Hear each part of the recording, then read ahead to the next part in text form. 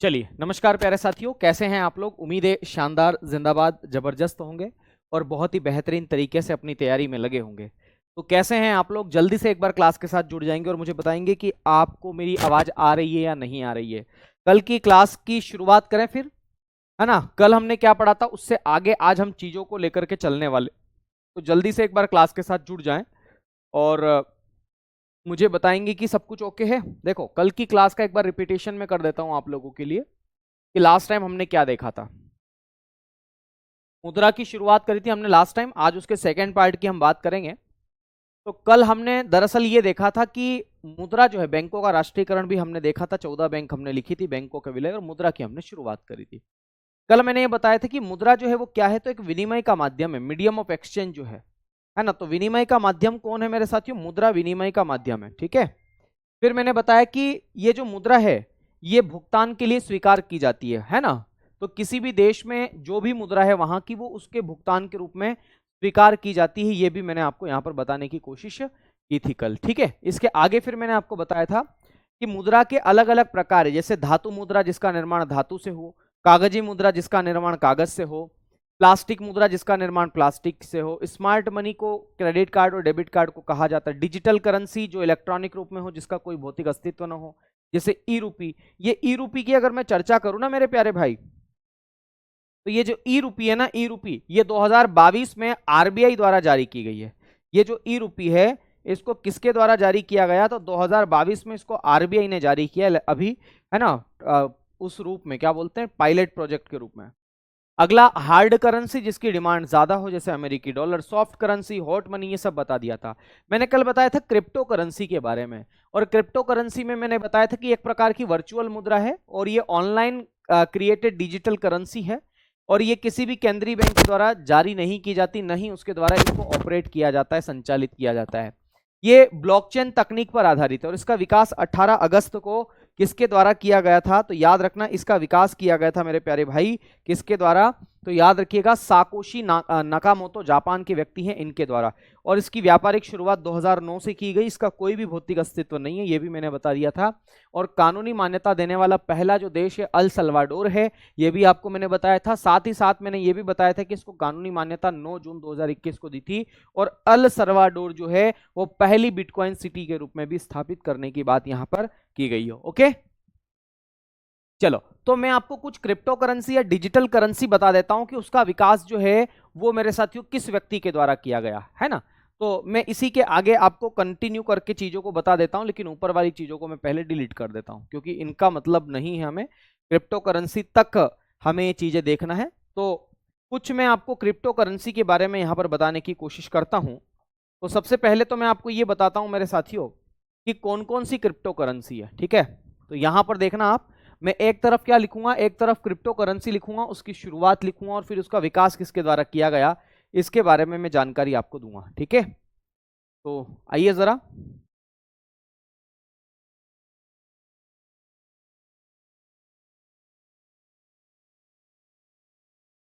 Okay, ये लो।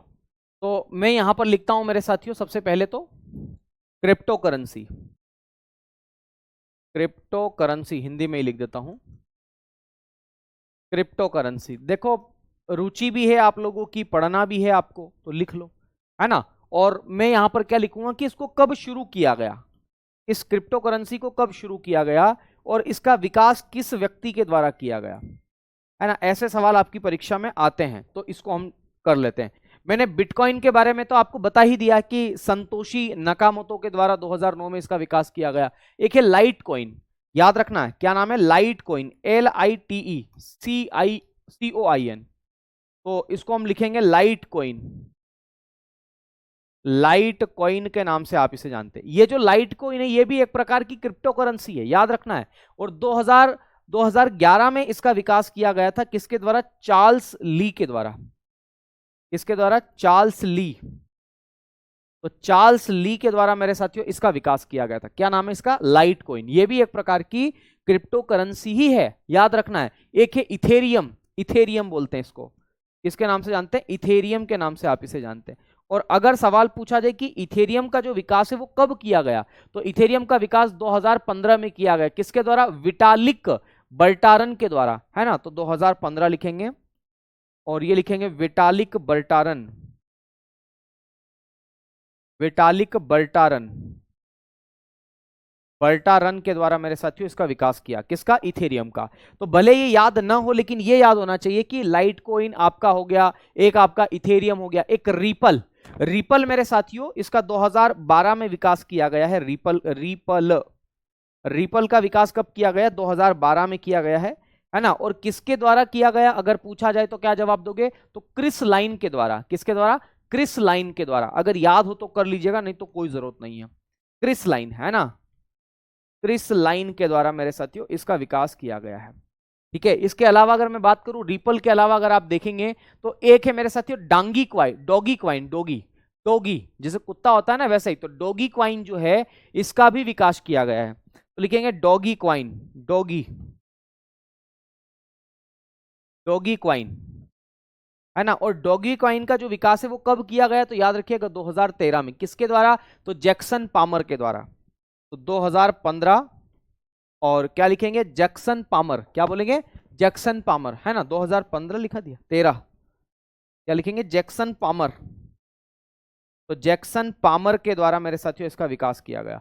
खैर एक और लिखना डैश, क्या बोलते हैं? Dash, DASH, dash.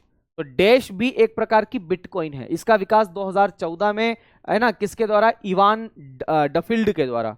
तो 2014 और क्या लिखेंगे? Evan Duffield, Evan डफील्ड।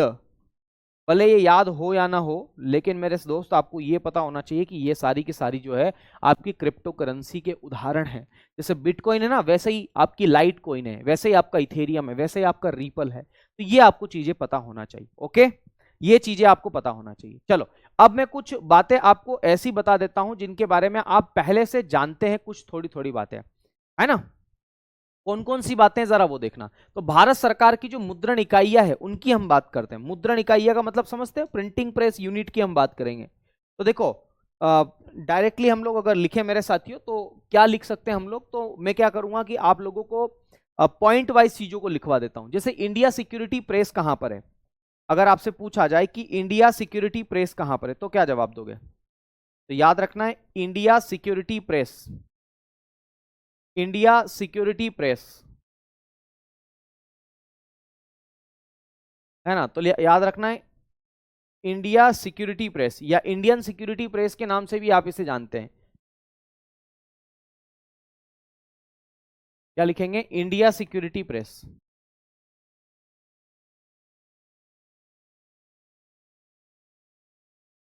India security press,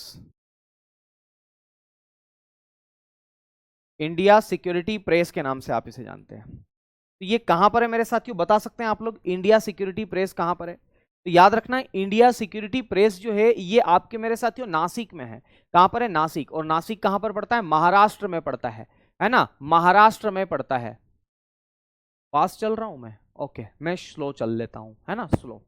तो याद रखना इंडिया सिक्योरिटी प्रेस कहां पर है मेरे दोस्त? तो इंडिया सिक्योरिटी प्रेस जो है वो आपके महाराष्ट्र में एक जगह है नासिक, वहां पर पड़ता है। तो नासिक मेरे दोस्त अमित महाराष्ट्र में पड़ता है, यहां पर इंडिया सिक्योरिटी प्रेस है।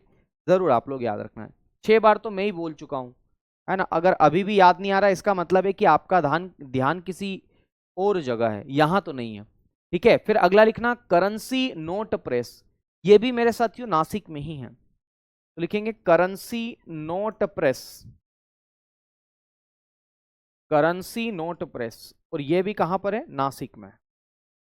और नासिक कहां पर है? महाराष्ट्र में। बार बार लिखने से बचूंगा, एक बार मैंने लिख दिया है। इसके अलावा अगर हम बात करें मेरे साथियों तो सवाल ये पूछा जा सकता है कि बताइए भाई सिक्योरिटी पेपर मिल कहां पर है? सिक्योरिटी पेपर मिल कहां पर है? ठीक है। तो लिखेंगे सिक्योरिटी पेपर मिल, ये होशंगाबाद में है। सिक्योरिटी पेपर मिल, पेपर मिल। तो सिक्योरिटी पेपर मिल या प्रतिभूति का जो कागज कारखाना है वो कहां पर है? होशंगाबाद। हालांकि इसका नाम अब नर्मदापुरम कर दिया गया है, तो आप नर्मदापुरम लिख लें और कोष्टक में लिख लें होशंगाबाद। ये मध्य प्रदेश में आपको देखने को मिलेगा। कहां पर देखने को मिलेगा? एमपी में आपको देखने को मिलेगा। यहां पर है सिक्योरिटी पेपर मिल, जरूर याद रखना है, सिक्योरिटी पेपर मिल। एक है बैंक नोट प्रेस, ये कहां पर है? सवाल पूछा जाता है कि बैंक नोट प्रेस जो है वो कहां पर है, तो लिखेंगे बैंक नोट प्रेस, ये देवास में है। बिल्कुल देवास मध्य प्रदेश में ही पड़ता है और मध्य प्रदेश में उज्जैन के बिल्कुल पास में, इंदौर के पास में है, तो देवास में है ये। देवास में माता चामुंडा माता की टेकरी भी है ना। कभी आओ इधर झूलते झुलाते तो जरूर आना, है ना। यहाँ पर ऊंचाई पर स्थित है टेकरी, कभी जाना, चढ़ते चढ़ते थक जाओगे और वापस लौट करके नीचे ना आ पाओगे, है ना। फिर आपको आना पड़ेगा पैदल पैदल, मतलब चढ़ने में तो बहुत चढ़ाव लगता है, उतरने में कोई दिक्कत वाली बात नहीं। अगला लिखना सिक्योरिटी प्रिंटिंग प्रेस। देखो सिक्योरिटी पेपर मिल आपका कहां पर है, तो याद रखना होशंगाबाद में। वैसे ही सिक्योरिटी प्रिंटिंग प्रेस कहां पर है, तो हैदराबाद में, है ना। तो क्या लिखेंगे? Security printing press, security printing press, printing press. और ये कहां पर है मेरे साथियों? तो याद रखना ये हैदराबाद में। और हैदराबाद आपको पता ही है कि वर्तमान में तेलंगाना का हिस्सा बन चुका है। तो हैदराबाद और यहां पर क्या लिखेंगे? तेलंगाना। क्या लिखेंगे मेरे दोस्त? तेलंगाना आप लोग लिखेंगे। तो तेलंगाना में आपको देखने को मिलेगा। ओके, कहां पर देखने को मिलेगा मेरे साथियों? तेलंगाना में आपको देखने को मिलेगा। तेलंगाना, है ना, तेलंगाना में आपको ये देखने को मिलेगा। जरूर आप लोगों को याद रखना होगा यहां से। ओके, बहुत बढ़िया, शानदार, क्या बात है। आ गई बात समझ में? आ गई बात समझ में मेरे साथियों? चलो बहुत बढ़िया। हाँ जी बिल्कुल। देखो अगर आपसे ये पूछा जाए, अगर आपसे ये पूछा जाए, बहुत बढ़िया, शानदार। देखो मैं आपको बताता हूं, बैंकिंग सॉरी इस मनी से संबंधित कुछ बातें और हैं जिनके बारे में आपसे सवाल पूछे जा सकते हैं। और वो बातें क्या है, जरा वो सुन लो मेरी बात ध्यानपूर्वक। वो बातें क्या है? बिल्कुल बेटा, ऐसे ही आपको पढ़ना पड़ेगा। ठीक है, इन बातों को आपको ध्यान में रखना पड़ेगा और पढ़ना पड़ेगा। मैं आपको ये बताना चाह रहा हूं कि जो भारतीय मुद्रा का प्रतीक चिन्ह है वो क्या है ना। भारतीय मुद्रा का प्रतीक चिन्ह जो है वो क्या है? तो रुपया है मेरे दोस्त, रुपया। तो वो किसके द्वारा डिजाइन किया गया था? किसके द्वारा डिजाइन किया गया था, है ना। तो उसके बारे में भी हम डिस्कशन करें, लेकिन उससे पहले मैं बता दूं कि रुपया शब्द जो है इसका प्रयोग भारत में सबसे पहले किसने किया था?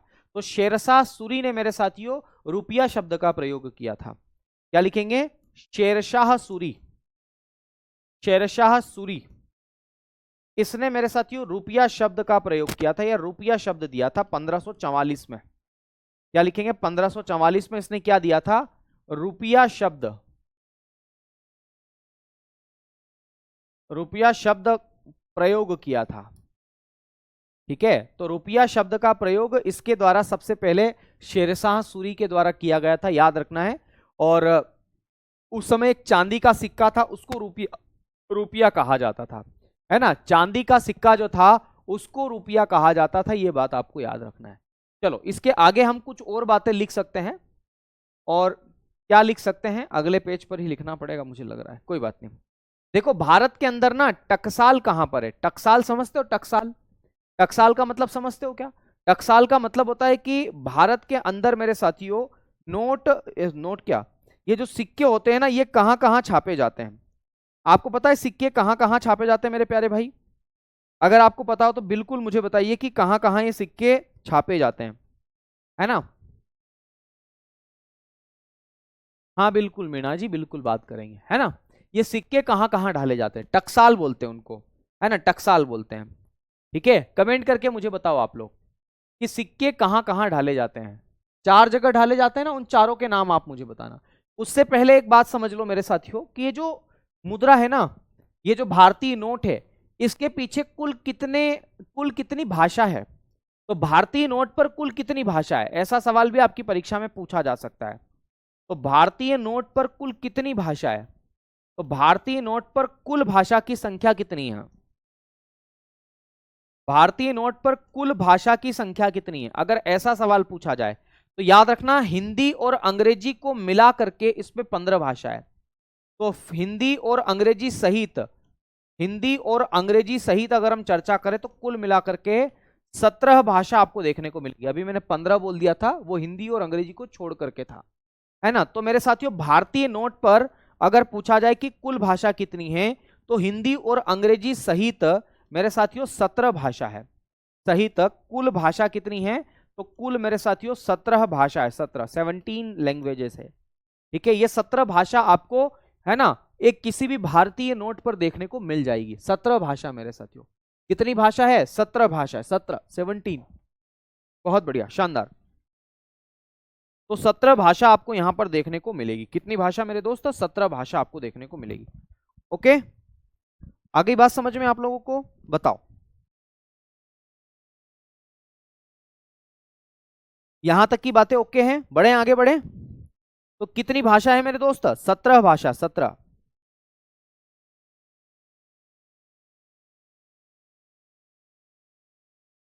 सत्रह भाषा।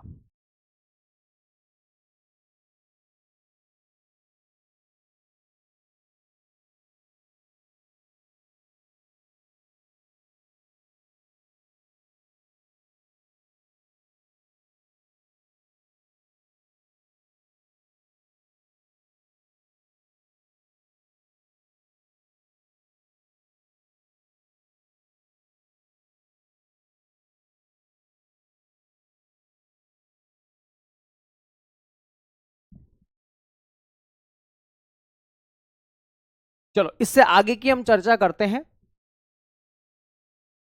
17 भाषाएं। चलो भारतीय रुपये के प्रतीक चिन्ह की हम बात कर लेते हैं कि जो भारतीय रुपया है उसका प्रतीक चिन्ह क्या है। भारतीय रुपये का प्रतीक चिन्ह क्या है, तो देखो भारतीय रुपये का प्रतीक चिन्ह ना ये है, ये देखना जरा, ये ऐसा, ये है प्रतीक चिन्ह। तो ये किन किन चीजों से मिलकर के बना है, ये रुपया का प्रतीक चिन्ह, ये कुछ ऐसा। तो ये किस किस चीज से मिलकर के बना है, तो ये जो रुपये का प्रतीक चिन्ह है ना, दरअसल ये इसका जो डिजाइन है ये किसने बनाया था, ऐसा सवाल पूछा गया है। तो याद रखना है इसका डिजाइन किसने बनाया था,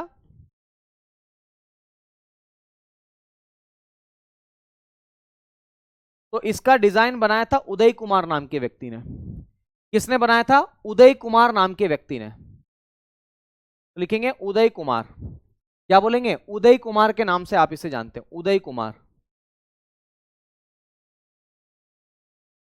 उदय कुमार नाम के व्यक्ति ने इसका डिजाइन बनाया था।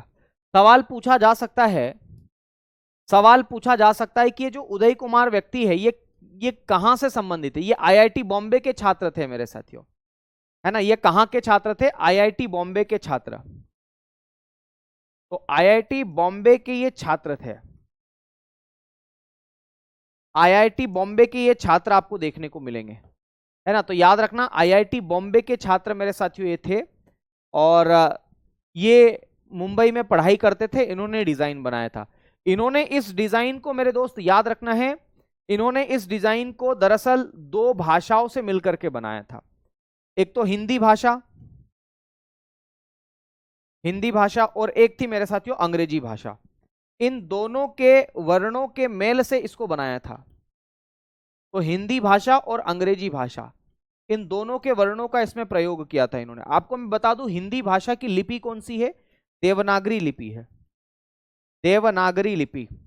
तो हिंदी भाषा की देवनागरी लिपि, ये याद रखना है। और अंग्रेजी भाषा की कौन सी लिपि है, तो अंग्रेजी भाषा की मेरे साथियों कौन सी लिपि है, अगर सवाल ऐसा पूछा जाए तो क्या जवाब दोगे। तो याद रखना अंग्रेजी भाषा की रोमन लिपि है। कौन सी लिपि है, रोमन लिपि। तो याद रखना है मेरे साथियों रोमन लिपि है, रोमन, है ना। तो अंग्रेजी भाषा की कौन सी लिपि है, तो रोमन लिपि, रोमन, रोमन लिपि, रोमन लिपि है मेरे साथियों, रोमन लिपि। अब मैं आपको यह बताना चाहता हूं कि हिंदी भाषा का र इन्होंने लिया, र रस्सी का, हिंदी भाषा का र इन्होंने लिया, और रोमन लिपि का क्या लिया, आर लिया मेरे दोस्त, आर, ये आर लिया। इन दोनों के मेल से इस चिन्ह को बनाया गया, है ना। इन दोनों के मेल को इस चिन्ह से बनाया गया। और मैं एक बात और बता दूं, ये चिन्ह भारत सरकार ने कब अपनाया, तो भारत सरकार ने इसको अपनाया 15 जुलाई 2010 को। तो लिखेंगे भारत सरकार द्वारा इसे भारत सरकार द्वारा इसे 15 जुलाई 2010 को अपनाया गया। 15 जुलाई 2010 को अपनाया गया। ओके, तो ये भी आपको याद रखना है। कब अपनाया गया मेरे साथियों? तो 15 जुलाई 2010 को अपनाया गया। ये आपको बात याद रखना है ना? ठीक है, बहुत बढ़िया, शानदार, है ना? कब अपनाया गया? तो 15 जुलाई 2010 को इसको अपनाया गया। ये हिंदी भाषा के र और अंग्रेजी भाषा के, बहुत बढ़िया, क्या लिख रहे हैं? देवनागरी लिपि, हाँ बिल्कुल, ओडिन पुत्र, इंग्लिश का आर और देवनागरी का र। अब मैं आपको बताऊं कि आधिकारिक रूप से, है ना, यानी कि ऑथेंटिक रूप से मेरे साथियों, ऑथोराइज्ड, ये पांचवी ऐसी करेंसी जिसका अपना लोगो है ना? क्या बोल रहा हूं? ये पांचवी ऐसी करेंसी है जिसका अपना लोगो है मेरे साथियों। ठीक है, तो मैं आपको बताता हूं मेरे साथियों क्या इसके बारे में और कहानी है। अगले पेज पर देखना, है ना, यहां पर आप देखने की कोशिश करना मेरे साथियों। करेंसी लोगो देखना, ये 5 ऐसी टोटल करेंसी है जिनके अपने लोगो है। यहां पर आप देख पा रहे होंगे ये 5 करेंसीज, है ना? ये वाली करेंसी आप देख लो, या फिर कोई पांचों करेंसीज एक साथ हो तो वो मैं ले लेता हूं कोई डायग्राम मेरे साथियों।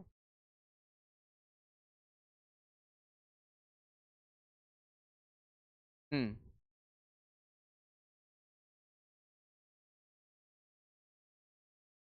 देखो ये यहां पर मैं आपको बताने की कोशिश करता हूं।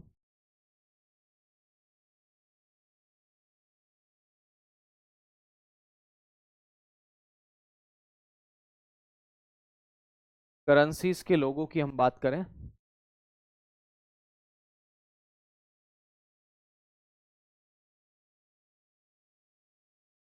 देखो यहां पर कुछ मिलेगा आपको ऐसा, कोई बात नहीं, नहीं मिल रहा है, ये आप यहां पर देख सकते हो। इसमें आपको देखने को मिल जाएगा मेरे साथियों। इसमें अगर आप देखेंगे यहां पर तो आपको यहां पर देखने को मिलेगा, ये देखिएगा।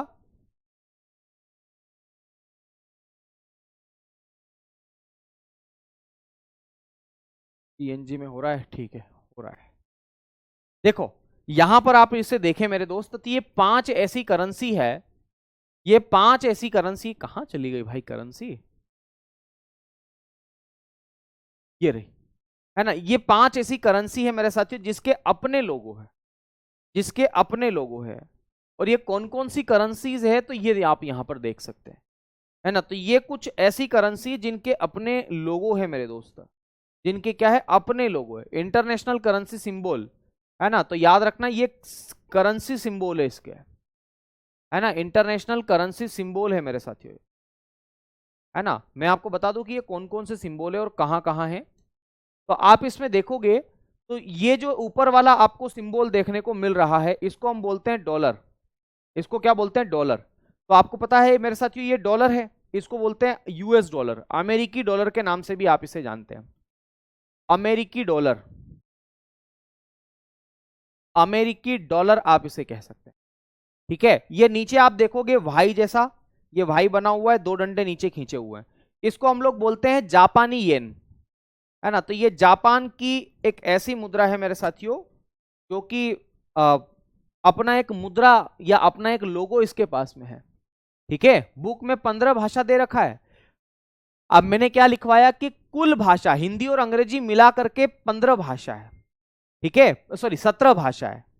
ऑप्शन में 15 भी आ सकता है, लेकिन अगर पूछा जाए कि हिंदी और अंग्रेजी को मिला करके कुल कितनी भाषा है तो 17 है। और अगर 17 ऑप्शन में नहीं हो तो फिर 15 को टिक कर देना। ठीक है, बाकी मैं 17 भाषा आपको गिना सकता हूं। देखो ये रुपया है, भारतीय रुपये का लोगो है मेरे साथियों, तो ये लिखेंगे इंडियन रुपी, इंडियन रुपी के नाम से आप इसे जानेंगे।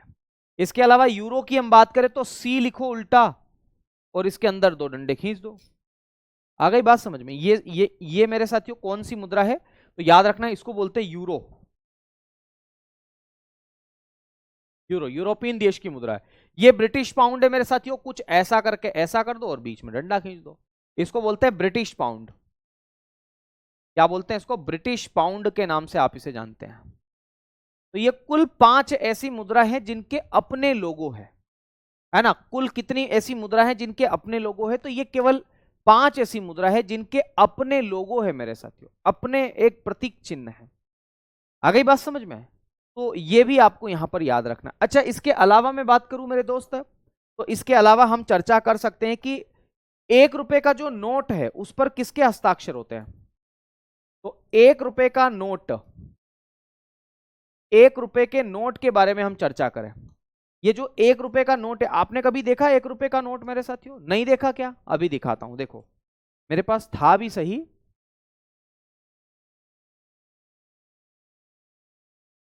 देखो, 1 रुपए के नोट की मैं चर्चा करूं, ये 1 रुपए का नोट आपको यहां पर देखने को मिल सकता है। हाँ, ये रहा, है ना। तो मेरे दोस्त, ये 1 रुपए का नोट मैं आपको देखता हूं, बताता हूं। अरे ये वेब फाइल हो रही है, कोई बात नहीं।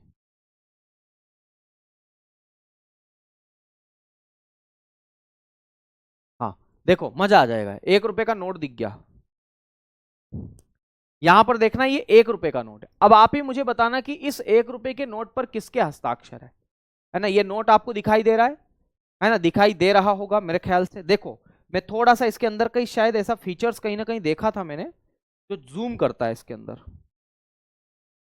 है ना, ग्लास है कुछ ऐसा करके। रुको, उस फीचर्स को उपयोग करते हैं यार अपन। कहीं तो था यार वो।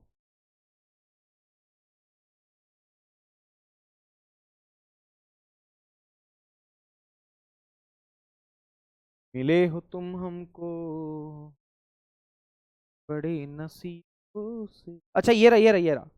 नहीं नहीं, ये तो वो है यार, ये तो सर्च करने का ना, में है। हाँ, इसमें है।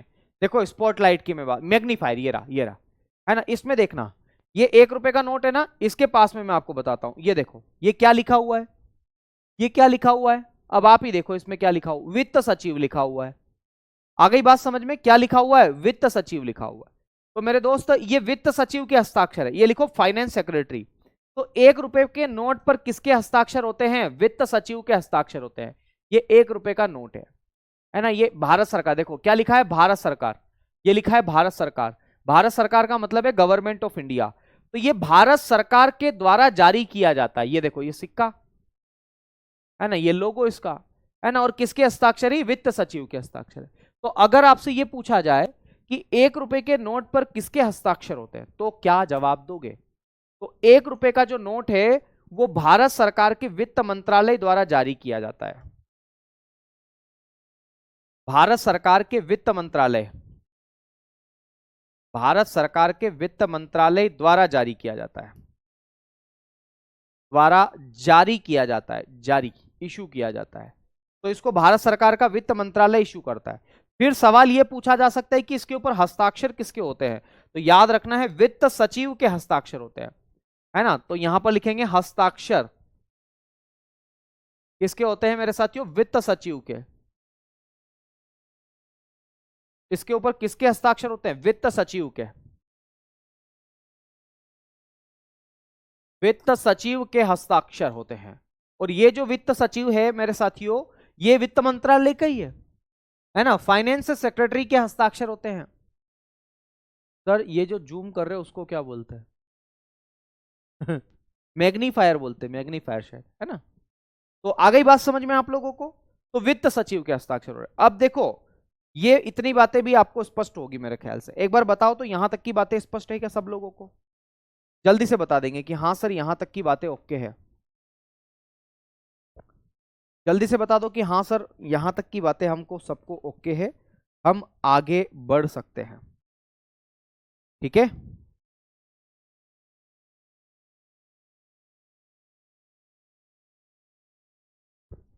ठीक है ना मेरे दोस्त? अगर आप कहें तो हम आगे बढ़े। चलो, मैं आपको बता रहा था नोट प्रिंटिंग प्रेस कहां कहां है। तो नोट प्रिंटिंग प्रेस 4 जगह है। क्या लिखोगे? Note printing press.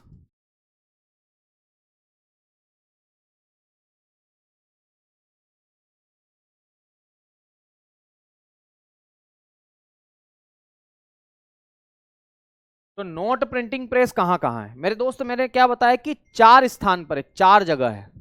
ये 4 जगह कौन कौन सी, कहां कहां नोट छापे जाते हैं? तो देखो, सबसे पहले तो आपको ये याद रखना है कि देवास जो कि मध्य प्रदेश में पड़ता है, वहां पर भी नोट छापे जाते हैं। तो देवास मेरे साथियों, देवास कहां पर पड़ता है? एमपी में पड़ता है। मैंने बताया ना, देवास में नोट प्रिंटिंग प्रेस है, बैंक नोट प्रेस भी बोल देते हैं आप इसे। दूसरा लिखना मैसूर, मैसूर टीपू सुल्तान वाला क्षेत्र, ये कहां पर आपको देखने को मिलेगा? कर्नाटका में आपको देखने को मिलेगा, कर्नाटका। तो मैसूर कहां पर है मेरे साथियों? कर्नाटक में है, कर्नाटक। तो मैसूर आपको कर्नाटक में देखने को मिलेगा, कर्नाटक में आपको देखने को मिलेगा, है ना। तो दूसरी प्रिंटिंग प्रेस जो है वो कहां पर है? मैसूर में है। मैसूर कहां पर है? कर्नाटक में। हाँ, अभी दिखा देता हूं, 17 भाषा भी दिखा देता हूं। तीसरा लिखना नासिक, नासिक महाराष्ट्र में आपका पड़ता है ना। नासिक कहां पर पड़ता है? महाराष्ट्र में पड़ता है। तो लिखेंगे नासिक, और नासिक कहां पर है? महाराष्ट्र में। यहां पर भी नोटों को छापा जाता है। और चौथा लिखना साल्बोनी, साल्बोनी, और साल्बोनी कहां पर है मेरे साथियों? पश्चिम बंगाल में है। साल्बोनी कहां पर है? पश्चिम बंगाल में आपको देखने को मिलेगा। तो ये नोट प्रिंटिंग प्रेस है 4 जगह। वैसे ही सिक्कों को जहां पर ढाला जाता है उसे हम लोग बोलते हैं टकसाल, कोइन मिंट भी आप इसे कह देते हैं। तो अगला लिखेंगे टकसाल, टकसाल। और टकसाल को आप लोग किस नाम से जानते हैं? कोइन मिंट के नाम से जानते हैं, कोइन मिंट के नाम से आप इसे जानते हैं। तो टकसाल कहां पर है? जहां पर सिक्कों को ढाला जाता है उसी को हम लोग बोलते हैं टकसाल। तो जहां सिक्कों की ढलाई हो, क्या बोलेंगे? जहां सिक्कों की ढलाई हो, जहां सिक्कों की ढलाई हो, उसको हम लोग किस नाम से जानते हैं? तो टकसाल के नाम से जानते हैं। और इनकी संख्या भी कितनी है? तो 4 है ना। ये क्लासेस रिकॉर्डेड क्यों नहीं आ रही? आ रही है मेरे चचा, आ रही है। अब टकसाल भी कहां कहां है मेरे साथियों? 4 जगह। सबसे पहले कोलकाता में आपको याद रखना, कोलकाता पश्चिम बंगाल में आपको देखने को मिलेगा। कोलकाता, कोलकाता कहां पर है? पश्चिम बंगाल में। तो पश्चिम बंगाल में मेरे साथियों एक स्थान है कोलकाता, जरूर याद रखना। दूसरा, आपको पता है कि एक टकसाल आपकी मुंबई में भी है, मुंबई, मुंबई, मुंबई महाराष्ट्र में है। और तीसरा लिखना मेरे साथियों हैदराबाद, हैदराबाद। अब हम कैसे पहचानेंगे हैदराबाद? और एक और आपकी नोएडा में, नोएडा है ना, नोएडा। चौथा लिखना नोएडा। हम कैसे पहचानेंगे कि कौन सा सिक्का कहां पर बनाया गया है? तो इसके ऊपर ना मतलब वो कर दिया जाता है, एक क्या बोलते हैं, कुछ चिन्ह लगा दिए जाते हैं। क्या लगा दिए जाते हैं? चिन्ह। देखो, मैं आपको बताता हूं कि कौन कौन से वो चिन्ह होते हैं जिससे हम पहचान सकते हैं कि भैया ये इस टकसाल का निर्माण कहां पर हुआ है, सॉरी इस सिक्के का निर्माण कहां पर हुआ है। तो देखना जरा,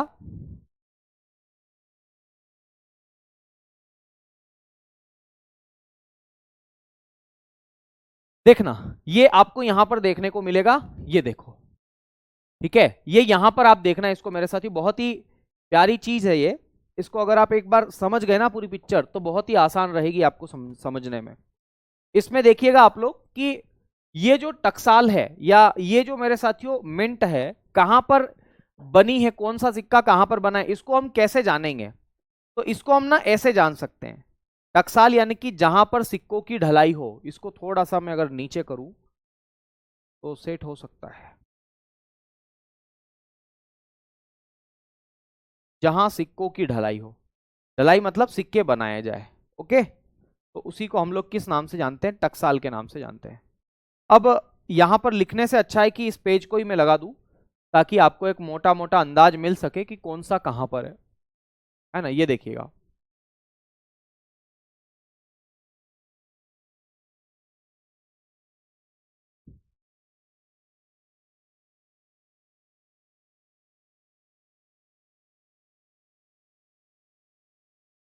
ये देखना।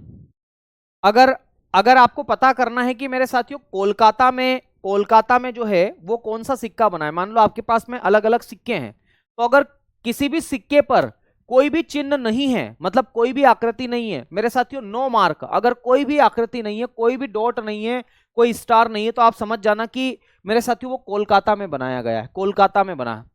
अगर अगर मेरे साथियों डायमंड शेप आपको देखने को मिल रहा है, ये डायमंड शेप है ऐसा, ये डायमंड शेप है, अगर ऐसा शेप आपको देखने को मिल रहा है तो ये समझ जाना कि ये बॉम्बे में बना हुआ है, मुंबई में बना हुआ है।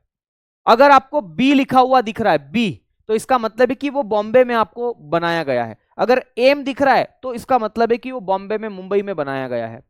अगर यू दिख रहा है तो वो मेरे साथियों बॉम्बे में बनाया गया है। हैदराबाद में मेरे साथियों आप देखेंगे स्प्लिट डायमंड आते हैं, मतलब डायमंड के दो टुकड़े, अगर दो टुकड़े हैं तो इसका मतलब है वो हैदराबाद में है।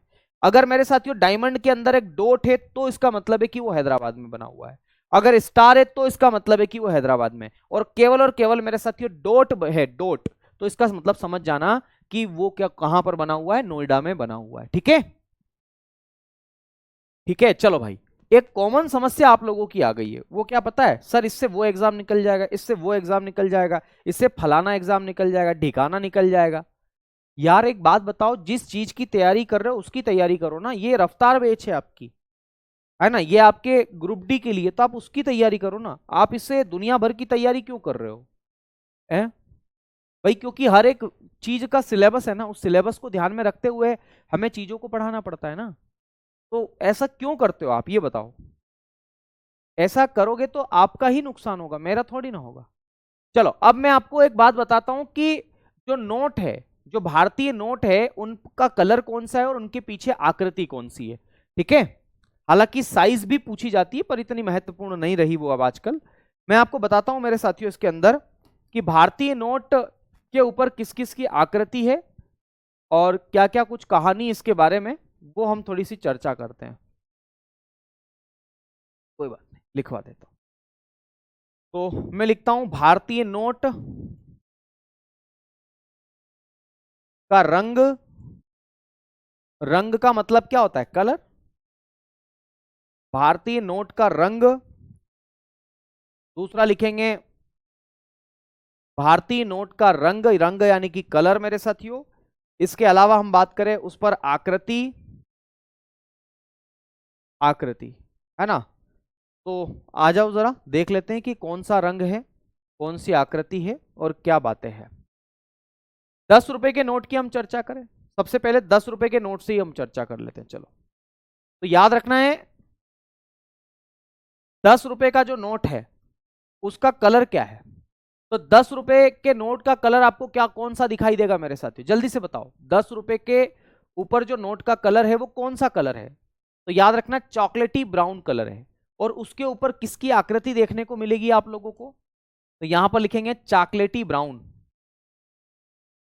क्या लिखेंगे, चॉकलेटी ब्राउन। और उसके ऊपर किसकी आकृति आपको देखने को मिलेगी, तो मेरे दोस्त आपको कोणार्क का सूर्य मंदिर उसको, उसके ऊपर आपको देखने को मिलेगा, है ना, कोणार्क का सूर्य मंदिर।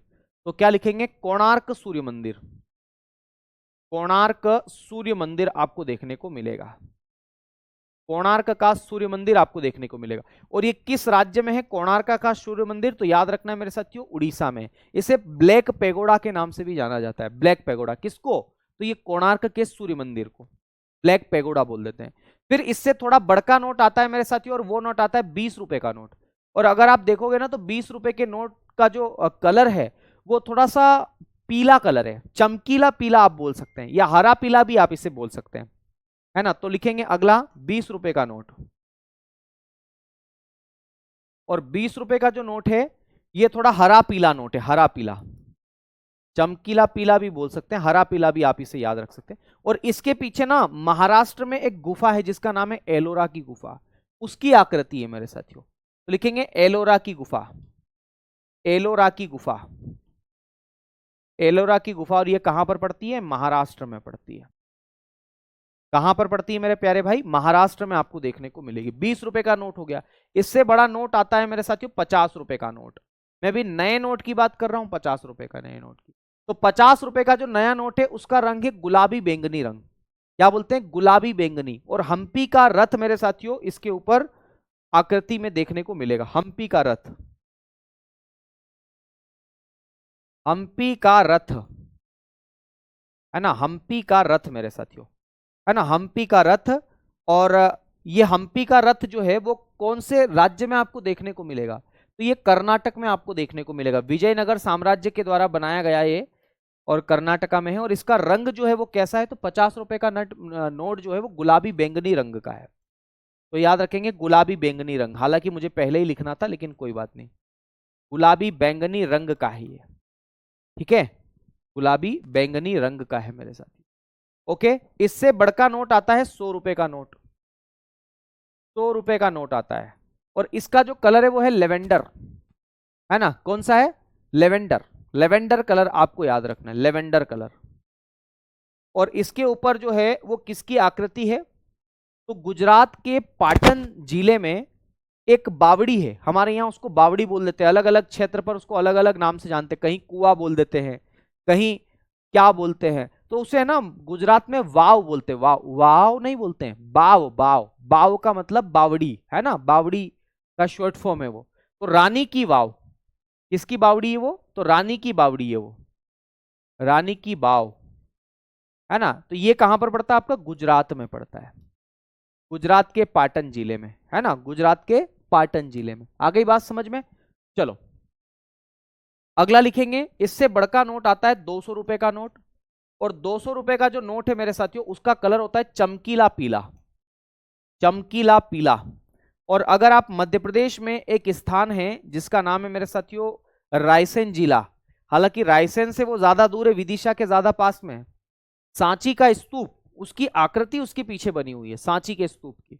तो आप याद रखेंगे 200 रुपए का जो नोट है उसके पीछे सांची स्तूप की आकृति है, और सांची स्तूप एमपी में पड़ता है, कहां पर पड़ता है, एमपी में, मध्य प्रदेश में। तो ये 200 रुपए के नोट के बारे में हमने बातचीत कर ली। 200 रुपए से बड़का नोट होता है 500 रुपए का नोट, और 500 रुपए का जो नोट है इसका जो रंग है वो कैसा है, तो ये स्टोन ग्रे कलर है, पथरीला grey colour, stone grey colour, stone grey colour. और इसके पीछे किसकी आकृति है, तो याद रखना दिल्ली का जो लाल किला है ना, रेड फोर्ट है ना, लाल किला लिखो आप, लाल किला, लाल किले की आकृति है। ये कहां पर है मेरे साथियों, दिल्ली में है।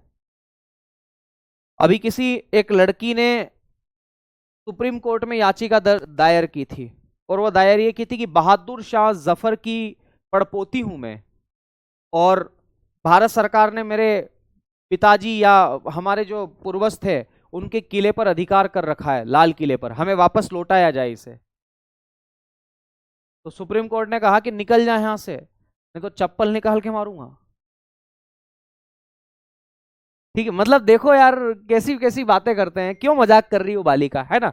बड़ा पेपर में आर्टिकल आया था, आप लिखना, गूगल पे जाके लिखना, क्या लिखोगे आप, ये लिखना कि दिल्ली का लाल किला है ना किसकी संपत्ति है, ऐसा लिखना, वो बता देगा। खैर भारत सरकार के अब प्रीवी पर समाप्त हो गए। उस नानी को कौन समझाए कि इंदिरा गांधी आई थी 1976 में, मिनी कॉन्स्टिट्यूशन लेके आ गई थी और सारे प्रीवी पर समाप्त कर दिए थे, है ना। चलो चलो 500 का हो गया। अब लिखेंगे 2000 रुपए का नोट, 2000 रुपए का नोट। हालांकि 2000 रुपए का नोट अब चर्चा में नहीं है क्योंकि खत्म हो गई इसकी कहानी, चिप निकल गई सारी मेरे दोस्त, वो चिप खराब हो गई थी, जो चिप लगाई थी मीडिया वालों ने, आज तक वालों ने, बाकी जितने भी चैनल्स थे उनने लगा रखी थी ना जो चिप उसके अंदर, कि नोट को पता चल जाएगा कि कहाँ रखा हुआ है, वो चल के आ जाएगा।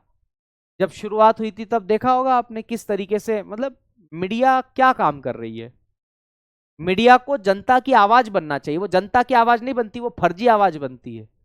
वो जनता की नहीं, जनता को क्या चाहिए वो दिखाती है। वो जनता की आवाज रख के बात करना चाहिए। कहां मीडिया रहा बताओ ना, मीडिया के जितने भी प्रमुख लोग थे वो तो सब अपना अपना चैनल बना करके काम कर रहे हैं अब।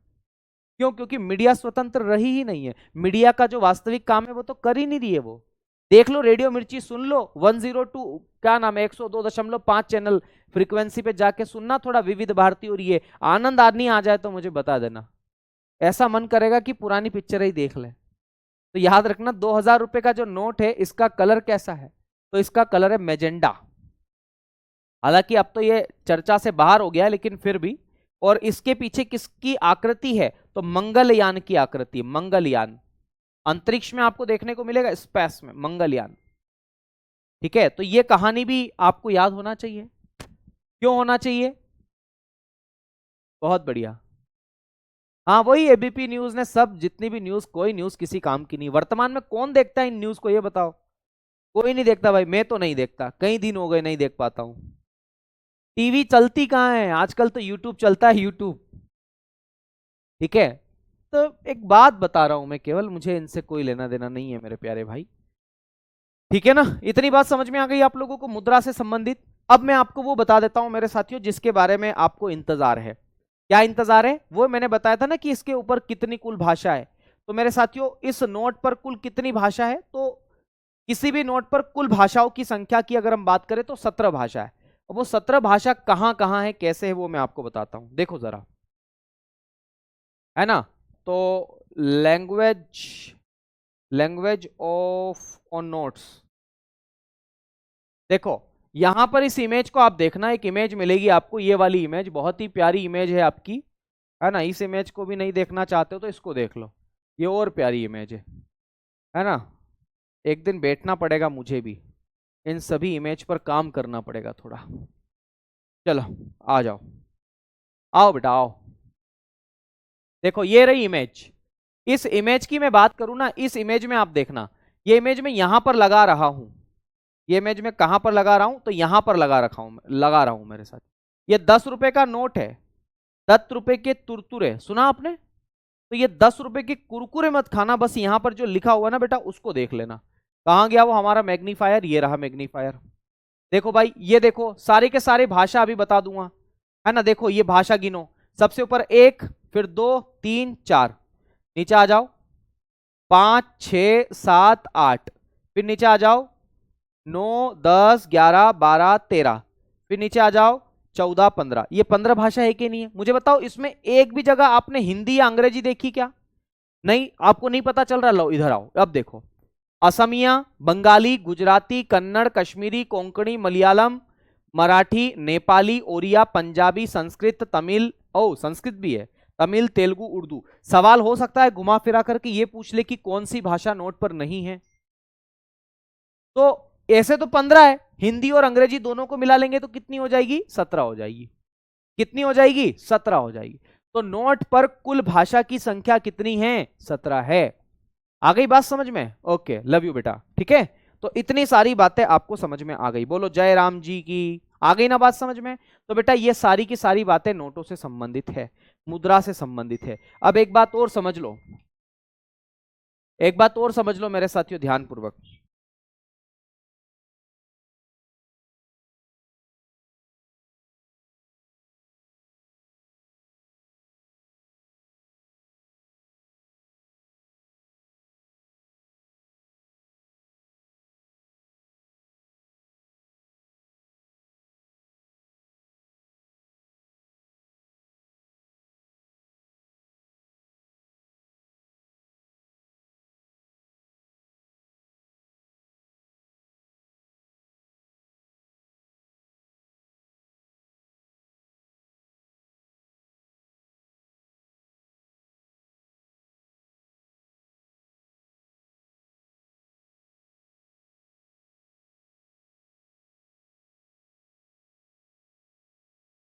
ठीक है ना, अब मुझे आपको एक चीज पढ़ानी है दोस्त, और वो चीज क्या पढ़ानी है? एक पद्धति है दरअसल, जिसका नाम है क्या बोलते हैं वस्तु विनिमय प्रणाली, बार्टर सिस्टम।